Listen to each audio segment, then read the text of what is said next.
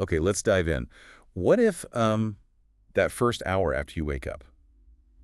What if that's actually the key?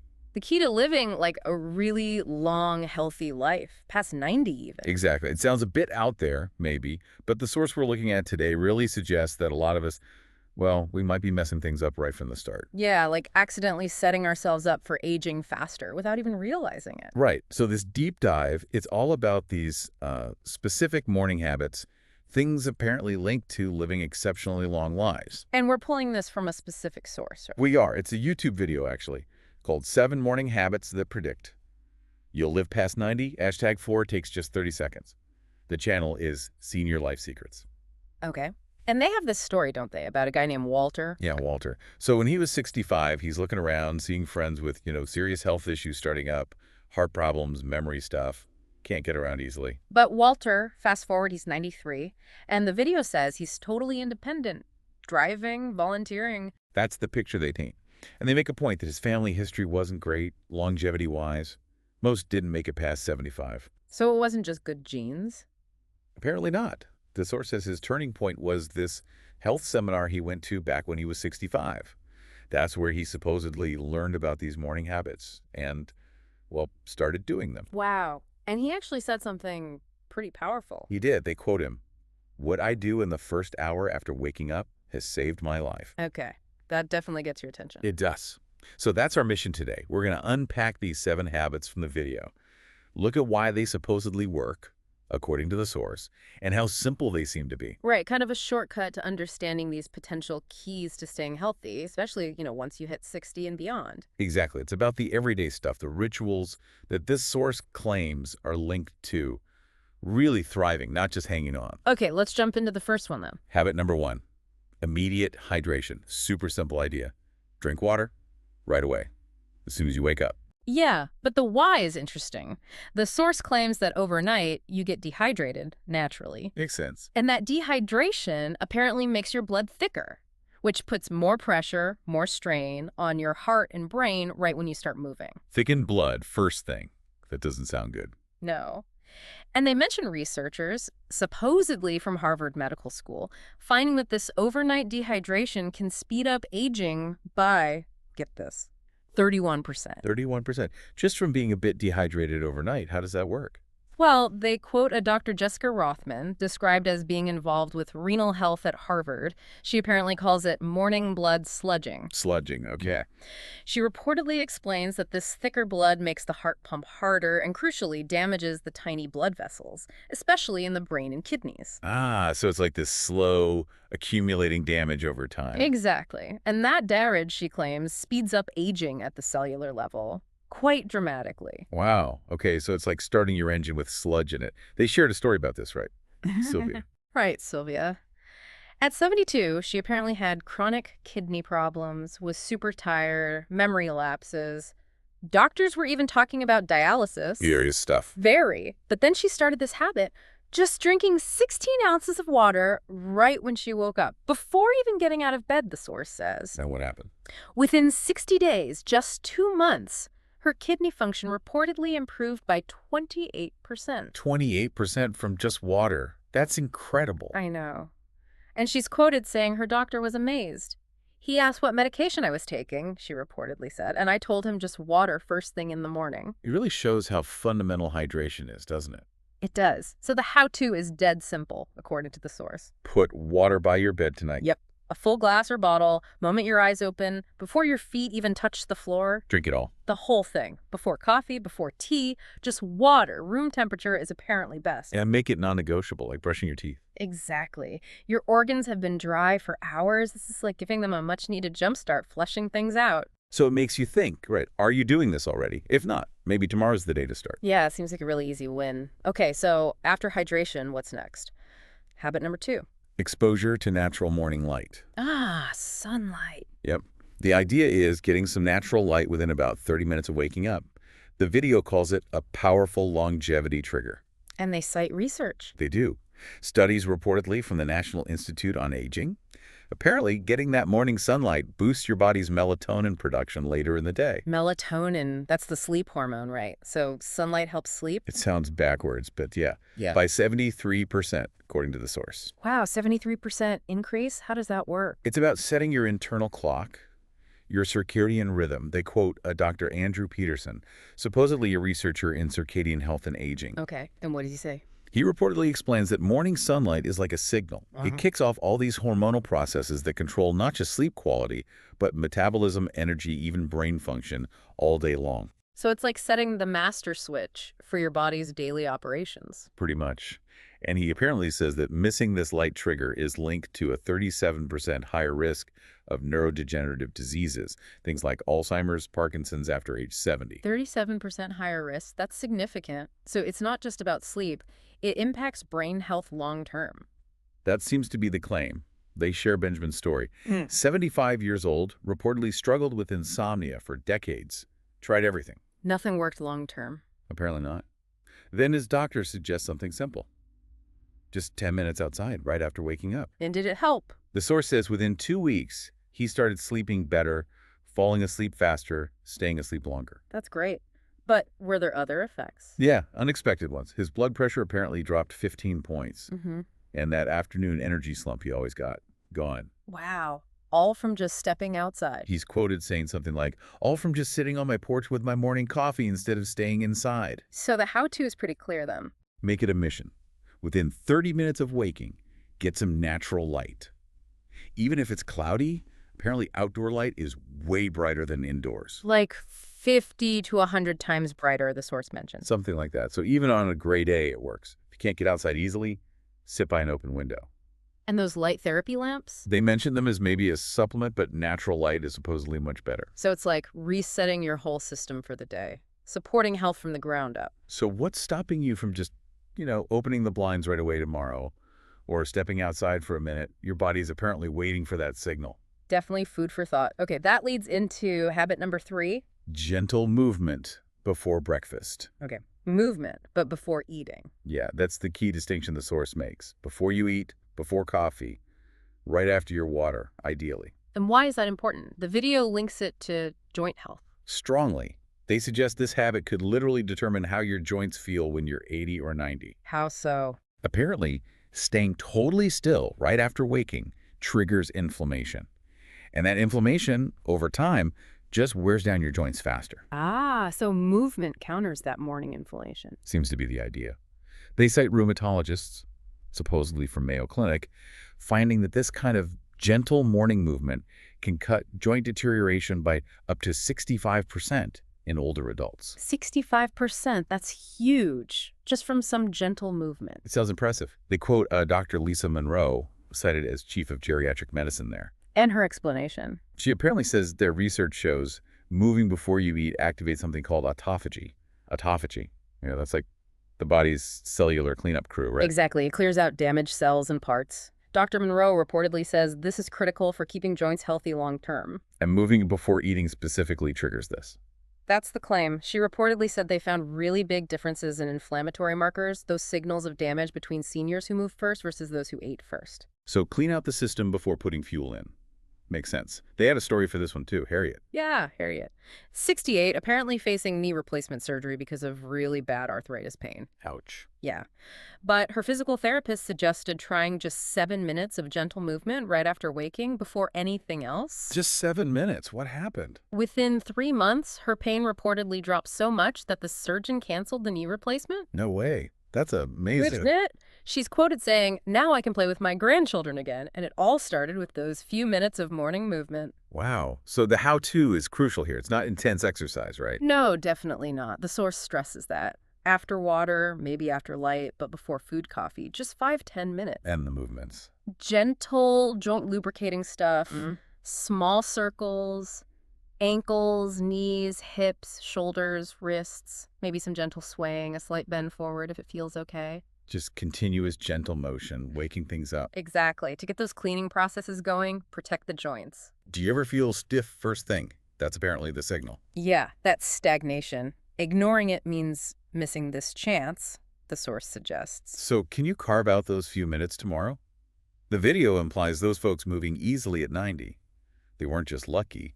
They likely did simple stuff like this. Makes sense. Okay, habit number 4. This one sounds intriguing. The source calls it the single most powerful practice. Yeah, for people living past 90, it's the 30-second breathing practice. 30 seconds? That seems really short for the most powerful habit. I know, right? But the core idea is a specific breathing technique done first thing. And the claim is it affects your stress response for the whole day. Yeah. And maybe even your lifespan. That's what they say. They bring up Blue Zones researchers, again, people studying centenarians. Uh-huh. And apparently these researchers documented patterns where long-lived folks practice breathing in ways that reduce cellular stress by up to 48%, the source claims. 48% stress reduction from breathing. What's the mechanism? It involves the vagus nerve. They quote a Dr. Michael Cohen, who studies these Blue Zone practices. Okay. He reportedly finds big differences in inflammation and stress hormones like cortisol based on this intentional morning breathing. He says it activates the vagus nerve. The vagus nerve. That's like a major communication line in the body, isn't it? Yeah, it connects the brain to lots of organs. Activating it basically tells your body to shift from fight or flight or stress mode. Into rest and digest or repair mode. Exactly. It signals the body to prioritize processes linked to longevity, not just immediate survival. Okay, that makes the power claim make a bit more sense. They mentioned Sardinia. Yeah, an observation from the mountains there. Someone named Douglas apparently saw elders doing these deep, rhythmic breaths outside every morning. Consistent practice. And they measured things. They did. Heart rate variability, that marker of nervous system resilience and cortisol levels, found they were reportedly similar to much younger people. Wow. And there was a quote. From a 96-year-old shepherd, "I breathe in the morning to prepare my body for a good day." Simple, but profound. He apparently felt off if he skipped it. So it's seen as essential preparation. What's the actual technique, the 30-second one? It's the 4-7-8 breath. Do it right after your water, maybe while getting light. Okay, 4, 7, 8. How does it go? Breathe in quietly through your nose for 4 seconds. Got it. Hold that breath for 7 seconds. Okay. Then exhale completely slowly through your mouth. They say make a whoosh sound for 8 seconds. In for 4, hold for 7, out for 8, and you repeat that how many times? Just 3 or 4 times. That's it. Takes about 30 seconds to Oh, work. that really is quick. Yeah. And the source stresses, it might sound too simple, but the science they point to shows measurable effects. Blood pressure, inflammation, stress. So we're 30 seconds tomorrow. Holy cow. It feels like a tiny investment for potentially big returns. Makes you conscious of your breathing too, doesn't it? Are you breathing shallow right now? Good point. Okay, moving on. Habit number 5 relates to that first meal. Protein and fiber-rich breakfast. Right. And the source is pretty blunt here. They say the typical breakfast many people eat actually speeds up aging. Ouch. What's wrong with, say, toast and coffee or cereal? Well, they talk about nutritional gerontologists, scientists studying diet and aging. These experts apparently identified breakfast patterns in long-lived groups that cut inflammatory markers way down. How much? By up to 53%, the source claims. The idea is that your forced meal sets the tone for your metabolism all day. Dictates things like insulin sensitivity and that low-grade chronic inflammation. Exactly. And they say a breakfast with at least 25 grams of protein and 8 grams of fiber helps your body repair cells rather than damaging them. Okay, 25 grams protein, 8 grams fiber. That's a specific target. It is. They quote Dr. Valerie Richardson, supposedly from the Longevity Nutrition Institute. She confirms how that first meal sets metabolic patterns and why protein and fiber are key for cellular repair. And the story here was Gerald. Yes, Gerald. 68, diagnosed pre-diabetic, high inflammation markers. Doctor apparently thought full diabetes was likely within a couple of years. Scary situation. Definitely. But the only change he reportedly made was his breakfast. Swapped out his usual toast and coffee. For something high in protein and fiber. Right. And the result? 6 months later, his blood markers were reportedly back to normal completely. Just from changing breakfast. That's what he reportedly told the source.